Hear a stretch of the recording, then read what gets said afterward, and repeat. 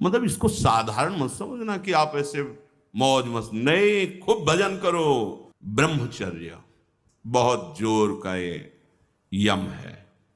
ब्रह्मचर्य के बिना जीवन मृत है, मृत जीवन। ब्रह्मचर्य अमृत है। मन, वाणी, शरीर, बड़ा भारी इनका साधना में योग है। अष्ट प्रकार के मैथुनों का सर्वथा त्यागी ही ब्रह्मचारी कहा जाता है। पूज्यपाद श्री उड़िया बाबा जी महाराज, मूर्तिमान ब्रह्म, ब्रह्मचर्य ही महान सामर्थ्य, परम पुरुषार्थ, भगवत प्राप्ति का प्रबल साधन है। परम सुख का, परम शांति का, परम स्मृति का, महान धृति का ये प्रधान साधन ब्रह्मचर्य है। जो इस साधन से हीन है वो मृत हैं, खुद देख ले। स्मृति काम नहीं, शरीर में विशेष रजोगुण का प्रभाव, भोग वासना से जलता हुआ हृदय, छल कपट, आगे चलकर शरीर पीड़ा से युक्त हो जाना, बुझा बुझा स्वभाव रहना, हृदय में एक विशेष चिंता, कल्पनात्मक भय, विषाद और पशुवत आचरण, ब्रह्मचर्यहीन जीवन। जो ब्रह्मचर्य धारण करना चाहे, भगवत मार्ग में जो चलते हैं उनके लिए तो है ही, पर जो भी परम सुख, परम आनंद और लोक में उन्नति, परलोक में परम पद, उसे ब्रह्मचर्य अवश्य धारण करना चाहिए। वैरागी के लिए नैष्ठिक ब्रह्मचर्य, आजीवन ब्रह्मचर्य। प्रवृत्ति गृहस्थ मार्ग के लिए संयम पूर्वक ब्रह्मचर्य का वर्ताव करना। जब तक पाणी ग्रहण संस्कार ना हो तब तक ब्रह्मचर्य अवश्य रहो।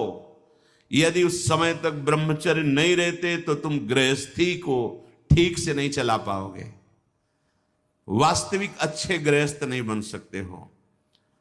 जो तुम्हारी गृहस्थ की वृत्तियां हैं उनमें तुम सफल नहीं हो पाओगे। व्यभिचार व्यक्ति का सर्वनाश कर देता है। 20 वर्ष या 22 वर्ष की अवस्था तक तो सबको, जो भी बच्चे हैं उनको शिक्षा देनी चाहिए, ब्रह्मचर्य का ही पालन करें। बहुत सुंदर खेती गेहूं की लहलहाती हुई है, और देहाती भाषा में उसे गलेत कहते हैं। गलेत मतलब बाली निकलने को है। अब काट लो आप, एक दाना नहीं मिलेगा, और थोड़ा रुक जाओ धैर्य पूर्वक, बाली आ जाने दो, उसमें दाना पड़ने दो और दाना पक जाने दो, तो 1 बीघा खेत में 40 मन गेहूं होगा। ऐसे ही जो आप 13-14 वर्ष की अवस्था से आपके अंदर परिवर्तन होता है, एक भोगाकर्षण होता है सबके अंदर, सबके अंदर। जो इस भूमि में जन्मा है, या भगवान या भगवत प्राप्त महापुरुष कारक पुरुष, उसकी बात तो अलग है। अन्यथा जो भी जन्मा है, जहां 12, 13, 14 वर्ष की अवस्था होती है तो काम वेदना जागृत होने लगती है। मन एक अलौकिक आकर्षण, भोगाकर्षण की तरफ भागने लगता है। एक चाह होती, कोई हमारा ऐसा दोस्त हो, कोई हमारा ऐसा प्यारा हो जिसको हम अपना जीवन समर्पित करें। ऐसा होता है, एक वो माया का ऐसा आकर्षण होता है।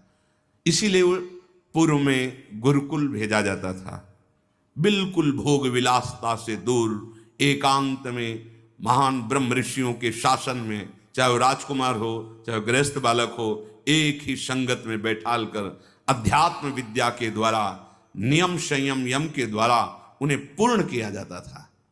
उनका ज्ञान पूर्ण, उनका संयम पूर्ण, विचार उनका सत्य, फिर वहां निर्णय लिया जाता था। अब मैं आजीवन नैष्ठिक ब्रह्मचारी रहकर संन्यास लूंगा, अब मैं गृहस्थ में जाऊंगा। दोनों की पद्धतियां थी। गुरुजनों को संतुष्ट करके एक विरक्त मार्ग में चले जाते, गृहस्थ मार्ग में। जो गृहस्थ मार्ग में जाते, पाणी ग्रहण हुआ, उसमें भी गुरुकुल में रहकर शिक्षा मिली है। कब, कैसे, किस विधान से हमें ब्रह्मचर्य का गृहस्थ में प्रयोग करना है। ऐसा नहीं कि मनमानी व्यभिचार प्रवृत्ति। यहां तो अब ऐसे आचरणों की बढ़ोतरी हो रही जहां शास्त्र, संयम, गुरुजनों की आज्ञा, इनका तो कोई महत्व ही नहीं रह गया है। कैसी कलयुग की विचित्र मलिन चाल। जिस अवस्था में असंग रहकर विद्या का अध्ययन करना, स्वास्थ्यवर्धक चेष्टाएं करके स्वस्थ होना, समाज सेवक, देश सेवक, परिवार को सुख पहुंचाने वाला आचरण, अध्यात्म विद्या का ज्ञान, वहां छोटे से ही भोग वासना प्रवृत्ति की बढ़ोतरी, वो दोस्ती, विपरीत भावनाएं, व्यसन। समलो भाई, सबसे हाथ जोड़ के कह रहा हूं, बहुत कीमती आपका जीवन है। जिस जीवन को छोटे छोटे बच्चे गांजा, भांग, अफीम, ड्रग्स, चरस, ये क्या हो रहा है? अभी आपकी 20-22 वर्ष की अवस्था है, आप व्यसन में आसक्त हो गए, आप व्यभिचार में आसक्त हो गए, तो किस बुद्धि से आप देश सेवा करेंगे? किस बुद्धि से आप अपना उद्धार या अपने परिवार को सुख पहुंचाएंगे? ब्रह्मचर्य जीवन है, ब्रह्मचर्य जीवन है। ब्रह्मचर्यहीन जीवन मृत्यु है। पूज्यपाद सिउड़िया बाबा जी महाराज, साक्षात ब्रह्म। जिसको ब्रह्मचर्य धारण करना है, ध्यान देकर सुनिए। सबसे पहला कार्य उसकी दिनचर्या में, चाहे बच्चा हो, चाहे जवान हो, या जो कोई भी हो, सूर्य उदय के पहले रात्रि के चौथे प्रहर में ही जाग जाना चाहिए। अपने तो अर्धरात्रि के बाद ही जाग जाते हैं।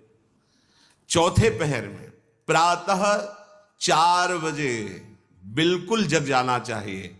और जो 8-10 बजे तक सोता है, वो कोई भी हो, ब्रह्मचारी रह ही नहीं सकता, ब्रह्मचर्य रह ही नहीं सकता। वो स्वप्न दोष का शिकार होगा, वो नाना प्रकार की कुचेष्टाओं का शिकार होगा, पक्का। क्योंकि बुद्धि को सत्य प्रकाश की तरफ प्रेरित करने वाले भगवान भुवन भास्कर हैं। वो पधार रहे हो, आप सो रहे हो सैया पे, आपकी आयु, श्री, कीर्ति, बल सब नष्ट होगा। देखो ना, जो 10-10 बजे तक सोते हैं, देखो ना, उनसे बात करके देखो, एकदम ऐसा लगता है बुझा हुआ जीवन, कोई भागवतिक तेज उत्साह न वाणी में, न नेत्रों में, न तन में। क्या जीवन, मृत जीवन। सबसे पहला नियम लीजिए, जहां भी आपको इस शब्द सुनाई दे, आपका जीवन ब्रह्मचर्य ही अमृत है और आपका जीवन ब्रह्मचर्यहीन ही मृत्यु है। ब्रह्मचर्य रहने के लिए आपको अपनी दिनचर्या सुधारनी होगी। प्रातः 4 बजे आपको उठना ही होगा, तभी आप ब्रह्मचर्य रह सकते हैं। अगर आप नहीं उठते तो आप देख लेना, इसका आध्यात्मिक प्रभाव पड़ता है। आप देखिएगा 3 बजे से लेकर के सूर्य उदय के तक अगर आप सोते हैं तो आपका स्वप्न दोष बढ़ेगा, आपका संयम बिगड़ेगा। अगर आप कोई ऐसी कुचेष्टाएं नहीं किए हैं तो स्वप्न दोष की संभावना ही नहीं होती। आप बाल्यावस्था से कुचेष्टाएं करते हैं, संयम विरुद्ध रहते हैं, तो आप ना चाहते हुए फिर सामर्थ्यहीन हो जाते हैं, ब्रह्मचर्यहीन हो जाते हैं। बहुत ध्यान दें, ये अध्यात्म में जैसे पूरा मकान बनने के लिए नींव मजबूत होना जरूरी है, चाहे जयखंड का बना लो आप, अगर नींव मजबूत है, नींव मजबूत नहीं तो फिर मकान ढह जाएगा। ऐसे ही ब्रह्मचर्य हर मार्ग की नींव है। चाहे जिस मार्ग में चलना चाहो, चाहे जिस संप्रदाय में चलना चाहो, चाहे लौकिक मार्ग हो या पारलौकिक, आपका ब्रह्मचर्य नींव है जीवन की। इसको मनोरंजन मत समझो। कैसी तुम्हारी दुर्बुद्धि, अपने हाथ से तुम अपना नाश करते हो। कैसी कैसी दुर्बुद्धि जागृत हो गई, सावधान। पूज्यपाद बाबा कह रहे हैं, जब प्रातः काल उठो, कोई भी हो, अगर थोड़ी भी आस्तिकता है तभी तो ब्रह्मचर्य की भावना आप धारण करोगे। तो उठकर पहला कार्य प्रभु का स्मरण। अपने तो प्रभु के स्मरण की सरसता प्राप्त करने के लिए पहले तो गुरुदेव और भक्तों का स्मरण, फिर प्रभु को। मोरे मन प्रभुस्य विश्वासा, राम ते अधिक राम कर दासा। भक्त सुमिरन से भगवान बहुत जल्दी प्रसन्न हो जाते हैं। हरि को निज यस्ते अधिक भक्तन यस पर प्यार।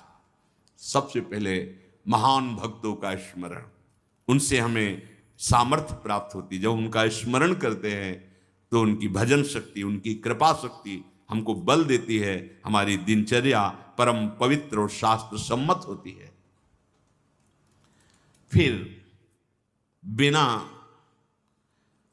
जैसे आजकल वो चल पड़ा है चाय काफी, बाबा मना करते हैं। ये दिनचर्या ब्रह्मचारी की नहीं होती कि आप सुबह उठे चाय पिए फिर सो, नहीं। हाँ, जल के लिए आयुर्वेद में सिद्धांत है, बिना कुल्ला व मंजन किए आप जल पिए तो जो मुख में, वो आपके उदर को साफ करेगा जाके, आपके उदर को रोग रहित करेगा जाके। अधिक से अधिक पानी, अधिक से अधिक। अगर उल्टी हो जाती तो और अच्छा होता है। जैसे आप पिए 2-4-10 कदम टहले, आपको उल्टी लगे, अगर उल्टी कर दिए तो बहुत अच्छा हुआ, क्योंकि पित्त और सब गर्मी निकल गई। नहीं हो रही, पच गया है, फिर इसके बाद आप शौच स्नान आदि क्रिया कीजिए। फिर पवित्र जब शरीर हुआ तो जैसे भजन आवश्यक है वैसे व्यायाम आवश्यक है, वैसे प्राणायाम आवश्यक है, वैसे आपको 2 किलोमीटर दौड़िए। कुछ शारीरिक ऐसा व्यायाम, कुछ ऐसे भी व्यायाम करते हैं। ये कोई व्यायाम पैरे से करना, बहुत से, ये कोई व्यायाम का मतलब पसीना निकले शरीर से, आपके शरीर को 1-2 किलोमीटर दौड़िए। अच्छा, बाहर दौड़ने के नहीं तो जगह जगह से सुविधाएं आजकल हो गई हो, ट्रेडमिल, हाँ उसमें, और ऐसे कुछ साधन है जिससे करिए। ये भजन है। अगर शरीर स्वस्थ है, पुष्ट है, तो आप भगवत सेवा, देश सेवा सब कर सकते हैं। व्यायाम और जैसे भजन आवश्यक। अगर तुम्हें व्यायाम ही करना है, तुम जवान हो और 3-4 खंड की सीढ़ी, तो नीचे आओ, नीचे से ऊपर 11 बार उतरो, दौड़ो, अभी व्यायाम हो जाएगा। नीचे सीढ़ी से शुरू करो और ऊपर तक जाओ, फिर नीचे आओ, फिर ऊपर 11 बार करो, देखो पसीना आ जाएगा, दौड़ो। ब्रह्मचारी बनना है तो ब्रह्मचर्य पचाने के लिए भी तो चाहिए ना।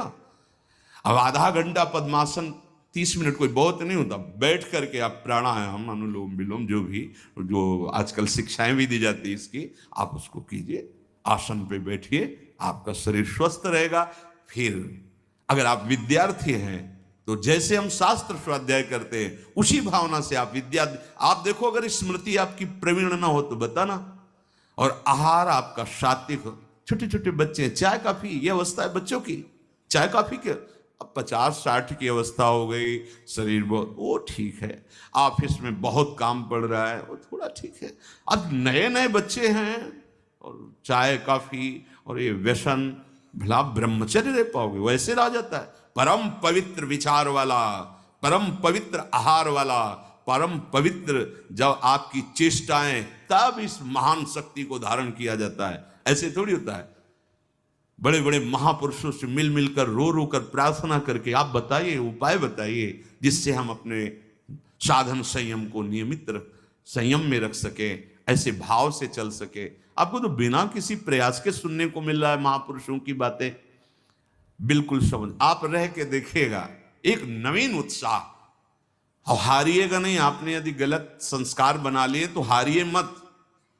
कुछ समय तक बिना चाहे वो अभ्यास आपको गिराएगा, लेकिन आप बिल्कुल नियम संयम में दृढ़ रहिए, धीरे धीरे शांत हो जाएगा। ये आप धीरे धीरे शांत हो जाएगा। अब आपकी दिनचर्या में 2 प्रकार के ब्रह्मचर्य, एक आजीवन ब्रह्मचर्य, तो वैरागी का तो आजीवन ब्रह्मचर्य होता है। जो प्रवृत्ति गृहस्थ मार्ग में, उनका संयम का होता है। शास्त्र संयम के अनुसार बर्ताव करे तो उसका जीवन बड़ा सुखमय जाएगा। केवल मन के अनुसार चलने पर कि आप गृहस्थ हैं तो आपके लिए छूट नहीं। देखो, परम ब्रह्मचारी भीष्म जी अपहरण करके स्वयंवर में जीत कर जबरदस्ती राजकुमारी, वो एक राजधर्म है, मैं ले जा रहा हूं राजकुमारियों को महाराज विचित्रवीर के लिए हस्तिनापुर के सिंहासन पर आरूढ़ है, जिसकी ताकत हो छोड़ा, वो राजाओं का है। अंबा ने तो अस्वीकार कर दिया कि या तो आपने अपहरण किया, आप स्वीकार कीजिए, नहीं तो मैं उनको दो जो। अब वो संयम को भूल गए, महाभारत प्रसंग में है, राजा क्षमा रोग हो गया और मृत्यु को प्राप्त हो गए। बहुत सावधानी। ऐसा नहीं कि आप गृहस्थ में हो तो आप, ये कोई आपके लिए धर्म नहीं है। धर्म संतानोत्पत्ति, भगवान की सृष्टि पूजा के लिए, वो भी संयम भगवत भाव में स्थित रहते हुए। ये मनुष्य जीवन ऐसे बर्बाद करने के लिए नहीं मिला है मनमानी आचरण। यदि सत्संग नहीं सुनते, शास्त्र स्वाध्याय नहीं है, आस्तिकता नहीं है, तो चाहे स्त्री शरीर चाहे पुरुष शरीर, पशुता रहती है। क्या जीवन है? आजीवन ब्रह्मचर्य पालन करने की जिसकी इच्छा है, नैष्ठिक ब्रह्मचर्य, उसको किसी भी प्रकार से इन अष्ट मैथुनों का स्पर्श नहीं करना चाहिए, संयोग नहीं होने देना चाहिए। और जो गृहस्थ में भी, तो वो भी सावधान। पाणी ग्रहण जिससे किया है वो भी समय मर्यादा के अनुसार। अष्ट प्रकार के ये मैथुन है। पहला, जब हम कोई गंदी बातें सुनते हैं, गंदी बातें देखते हैं, तब हमारे अंदर गंदी बातों का चिंतन होता है, फिर संकल्प बनता है। पहला, जो हम देखते हैं उस पर सुधार करो, जो हम सुनते हैं उस पर देखो। कोई ऐसी बात तो नहीं सुन रहे जो हमारे अंदर काम जागृत कर दे, कोई ऐसा दृश्य तो नहीं देख रहे जो हमारे अंदर काम जागृत कर दे, कहीं हम ऐसी कोई बातें तो नहीं बोल रहे हैं जो काम उत्तेजना प्रकट कर दे। 3 बातें। पहला, ध्यान दीजिए, इसी से भोग संकल्प बनता है। पहला, भोग संकल्प त्यागी। वो बनता कैसे? प्रधान बात, आपको ऐसा कोई दृश्य नहीं देखना जिससे आपके अंदर कामोत्तेजना जागृत, इसका प्रभाव पड़ता है। अभी आप कोई ऐसी बात करुणा की सुने तो आपको रोना आ जाएगा। आप कोई ऐसा दृश्य देखें तो आपका हृदय पिघल जाएगा। आप वाणी से कोई ऐसी करुणा की बात कर, आपको रोना आ जाएगा। अर्थात आपके देखने, सुनने और बोलने का प्रभाव हृदय पर पड़ता है। यदि आपका देखना, सुनना और बोलना गंदा है, गंदे का भाव आप समझ रहे होंगे, कामोत्तेजना बढ़ाना वाला है, बेकार की बातें केवल ब्रह्मचर्य की होंगी, तुम ब्रह्मचारी रह ही नहीं सकते। आप देखो गंदी बातें, सुनो गंदी बातें, बोलो गंदी बातें, और आप ब्रह्मचारी रह सको, सवाल ही नहीं उठता। जैसे आप गंदी बात देख रहे हैं, सुन रहे हैं, आप कोई चेष्टा नहीं कर रहे, तो भी आप ब्रह्मचारी नहीं रह पाओगे। वर्णन हुआ है शास्त्रों में। एक मनोवाह नाम की नाड़ी है पूरे शरीर में, ऐसा कहीं जैसे पित्त की थैली होती है, ऐसे कोई ब्रह्मचर्य वाली थैली नहीं है। ये यहां में हर नस नाड़ी में वो व्याप्त है सप्तम धातु। मनोवाह नाड़ी, जो ही आपका चिंतन विकारात्मक हुआ, वो नाड़ी घसीटती पूरे शरीर से उस सप्तम धातु को, और वो घसीट लिया। आपने क्रिया की या नहीं की, आपका चिंतन बिगड़ा हो गया, वो किसी न किसी बहाने से लघु शंका में, स्वप्न में, कैसे भी बाहर हो जाएगा, वो नहीं रुकेगा। संकल्प रहित, भोग संकल्प रहित हृदय कब होगा? जब आपका देखना, सुनना और बोलना पवित्र होगा। बहुत सावधान। आज सावधान होना तो बहुत ही कठिन है, क्योंकि मोबाइल है। जो बातें बहुत गुप्त रखी जाती थी कि नई पीढ़ी, नई समाज हमारी समय आने पर जाने। बड़े बुजुर्ग घर की माताएं बहनें, जब बेटी का ब्याह होता था तब एकांत में शिक्षा देती थी, तुम्हारा पति ऐसा, ऐसे व्यवहार करना, ऐसे चलना, अब तुम गृहस्थ में जा रहे हो तो ऐसा ऐसा। अब छोटे छोटे बच्चे बूढ़ों को समझा सकते हैं, इतना ज्ञान है उनको, क्योंकि हाथ में मोबाइल है।